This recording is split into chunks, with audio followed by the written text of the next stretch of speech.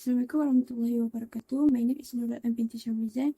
My number matric 1233273. Introduction of the book.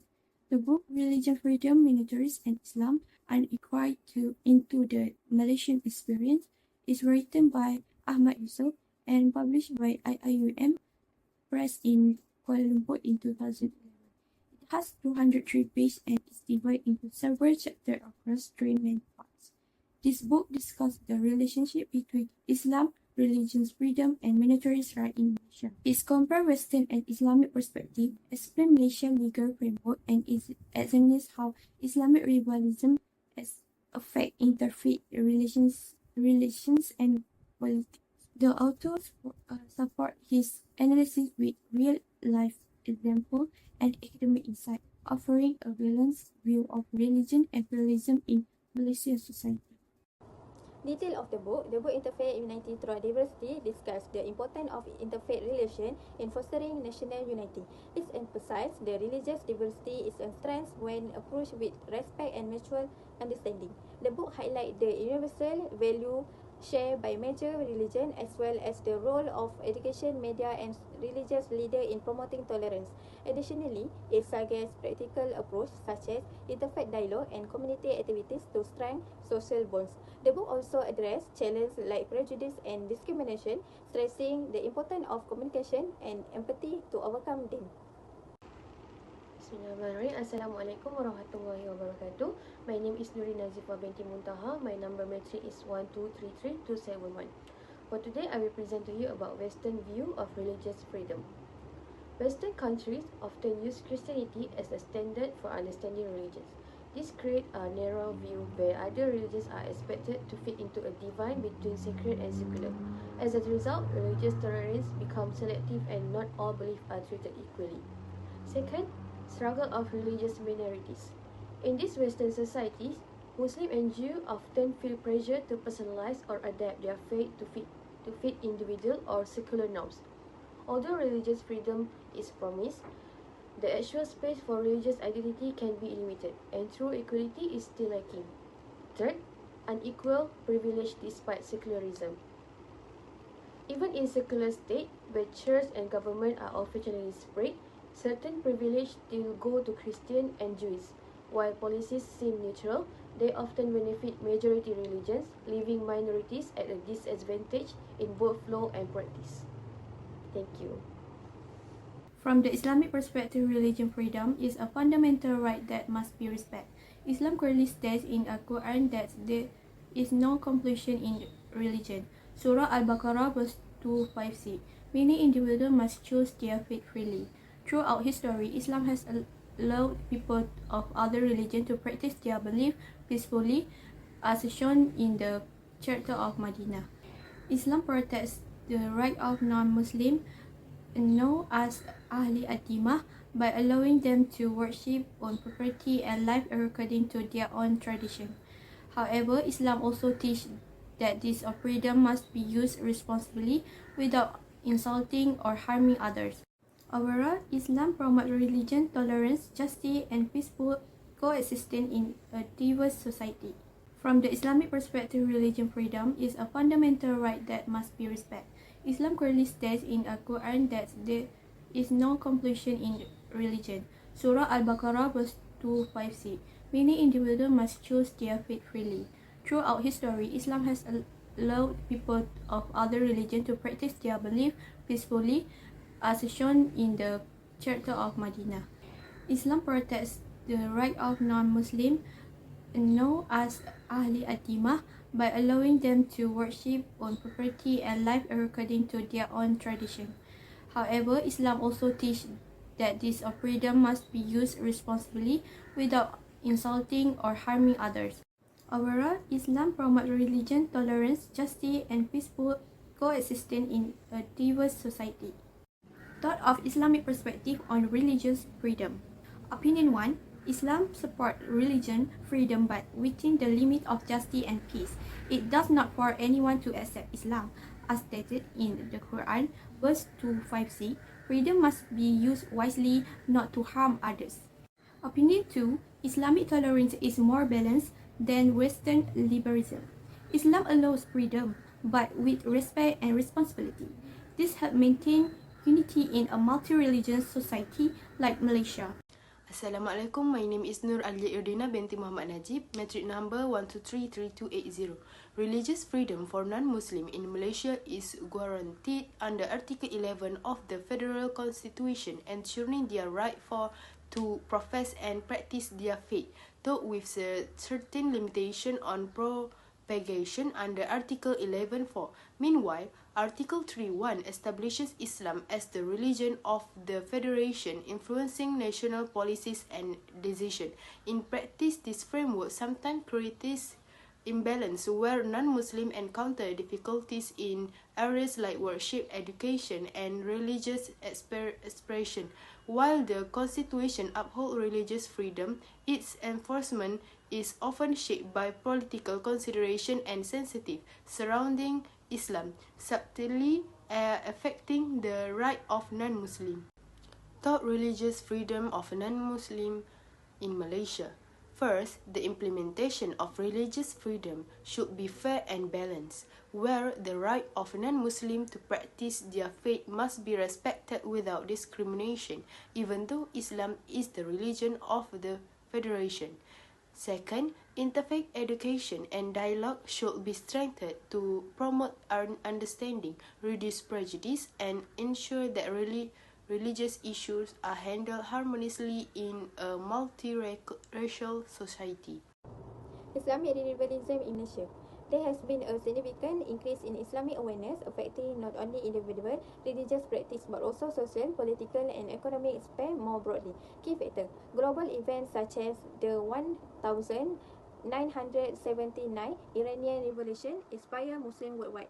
Locally educated youth strengthen Islamic identity, encouraging the growth of campus dakwah group and Islamic organisations like ABIM and JIM.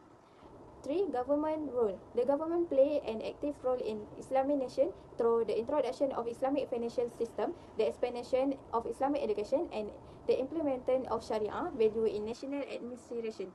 4. Challenge. Islamization effort need to consider Malaysia multi-religious society, address public concern regarding Sharia law, and prevent extreme or rigid interpretation that cause social tension. Thought revivalism in Malaysia. 1. Balancing tradition and modernity. Islamic revival in Malaysia show Muslim effort to uphold true religious value while adapting to a diverse modern society. Balancing tradition with social diversity is key to maintaining harmony and unity. 2. Role of education and youth. Youth and education play a vital role through dakwah and Islamic organisation. Holistic education promotes critical thinking and openness, helping shape a moderate understanding of Islam and prevent extremism. Assalamualaikum warahmatullahi wabarakatuh. My name is Hafidah Alia binti Jemain. My metric number is 1233265. Some reflections on Islamic revivalism and non-Muslims. First, religious freedom refers to the right to practice, change and express one religion without interference. In Malaysia, protected under Article 11 of the Federal Constitution. However, implementation varies depending on religious and legal interpretations. The book likely explores how this freedom is applied or limited in a Muslim majority country. Minorities refers to non-Muslim communities, example as Christians, Hindus and Buddhists. The book examines how minority religious rights are protected in Malaysia. Tensions that arise when minority practice clash with Islamic norms highlights the balance or lack theory between religious equity and Islamic privilege. The Malaysian experienced a unique case study of religion-state minority relations. The book analyzed constitutional frameworks, historical and political developments, legal conflicts, reflects on how Malaysia managed religious pluralism under an Islamic identity.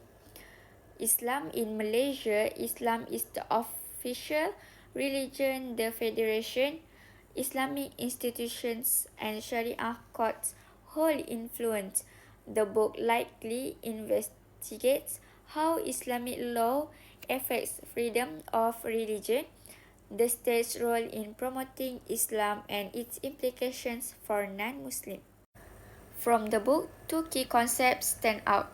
First, Islam promotes religious tolerance but within the framework of Sharia. This means that while non-Muslims are allowed to practice their faith, there are defined limits to ensure that Islamic values are upheld in society. The book highlights that the Islamic view of religious freedom is not identical to the Western liberal concept, which is centered of individual autonomy. Instead, Islamic tolerance is collective and value-based, balancing is the rights of minorities with the integrity of the Muslim community. Second, the experience of religious minorities in Malaysia is shaped by both legal and socio-political realities. Although the Malaysia Constitution guarantees religious freedom, in practice, religious minorities such as Christians, Hindus, and Buddhists often face challenge. This includes restitution of proselytizing, the use of Islamic terms like Allah, and obstacles in building or maintaining places of worship. The book reveals that such limitations arise from Malaysia's dual legal system and its identity as a Muslim majority nation, where the role of Islam is constitutionally protected. Together, these ideas illustrate the complexity of managing religious freedom in the context where religion and state are closely intertwined.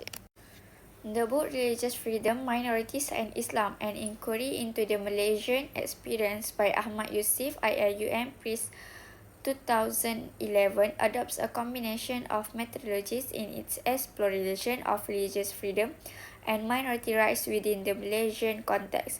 Firstly, the author used a comparative conceptual and theoretical analysis between Western notion of religious freedom and the Islamic perspective.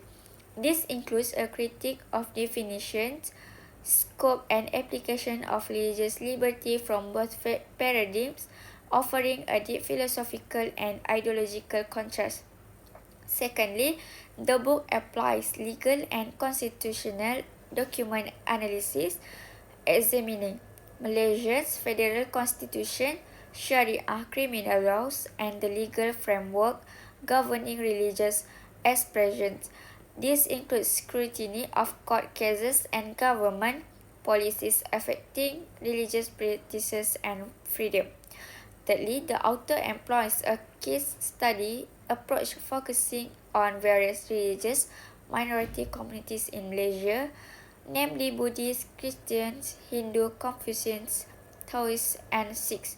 These case studies analyze how each group experiences religious freedom through policies, legal rulings, and social dynamics. Lastly, the book adopts a historical and political lens, especially in chapters addressing the Islamic revivalism movement. It critically reflects on how Islamic resurgence in Malaysia has influenced the state's treatment of religious minorities, offering insights into both historical developments and contemporary implications. In summary, the book integrates theoretical comparison, legal analysis, case studies, and historical reflection to provide a comprehensive understanding of religious freedom and minority rights in a Muslim majority nation. The conclusion is, the study concludes that religious freedom in Malaysia is a delicate balance between Islam as the official religion and the right of all citizens to practice their faith. While freedom of religion is guaranteed, non-Muslim minorities often face certain limitations in their religious practice. Historical factors identify politics and the resurgence of Islam contribute to an uneven space for religion freedom. Therefore, a more inclusive and constitutionally guide approach is necessary to ensure that all Malaysians can enjoy religious freedom fairly.